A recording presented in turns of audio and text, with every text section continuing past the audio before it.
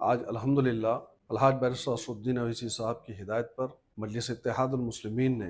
قریش برادری کو اپنا سپورٹ اور تائید کا اعلان کیا ہے۔ 19 جولائی سے ریاست مہاراشٹر اور خاص طور سے ضلع ناندیڑ اور شہر کے اندر قریش برادری کے اوپر جو ظلم ہو رہا ہے حکومت مہاراشٹر کی جانب سے، تو ظلم کے خلاف میں، گائے رکشکوں کے خلاف میں جو غنڈہ گردی پر اتر آئے ہیں، تو ایک بند کا اعلان ہے اور اس بند کی پوری تائید اور حمایت میں مجلس اتحاد المسلمین پوری طریقے سے آپ کے ساتھ میں۔ آج ہم دیکھتے ہیں کہ 2015 میں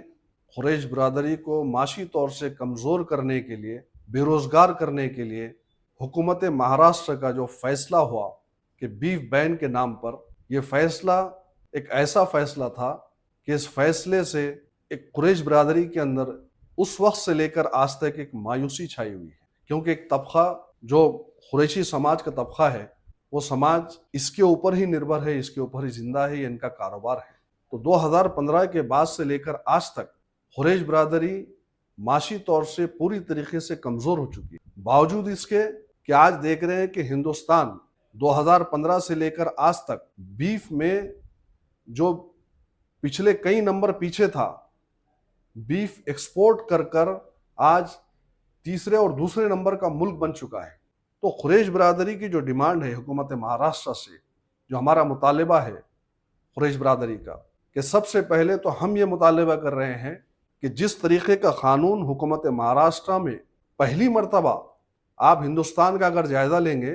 تو پہلی مرتبہ ایک ایسا قانون بنایا گیا ہے جس میں 1 سال تک آپ ضمانت نہیں لے سکتے، مکوکا جیسا قانون بیف کی پابندی کا النگھن کرنے پر بنایا گیا ہے۔ جبکہ آپ دیکھ رہے ہیں انسانیت کے نام پر جو قتل غارت گری آج پوری دنیا میں اور خاص طور سے ہندوستان میں اور مہاراشٹر میں ہو رہی ہے، کہیں ٹرینوں میں مارا جا رہا ہے، مون لنچنگ ہو رہی ہے، اس کے اوپر تو کوئی قانون نہیں بنتا۔ بچوں کا ریپ کیا جا رہا ہے، اس کے اوپر قانون نہیں بنتا۔ لیکن ایک جانور کے نام پر جو انسانیت کا قتل ہو رہا ہے، مون لنچنگ ہو رہی ہے، جو خرید و فروخت کے نام پر، تو خاص طور سے وشیش سمودائے اور مسلمانوں کو ٹارگٹ کر یہ قانون کو لاد دیا گیا ہے۔ اور یہ قانون بنانے کی وجہ کیا ہے؟ میری نظر میں یہ قانون اسی لیے بنایا گیا ہے تاکہ جانور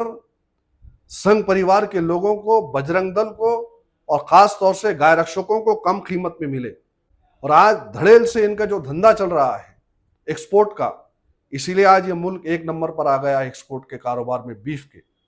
تو کاروبار معاشی طور سے ان سے چھین کر یہ لوگ اپنے خزانے بھر رہے ہیں، اپنے گھر بھر رہے ہیں۔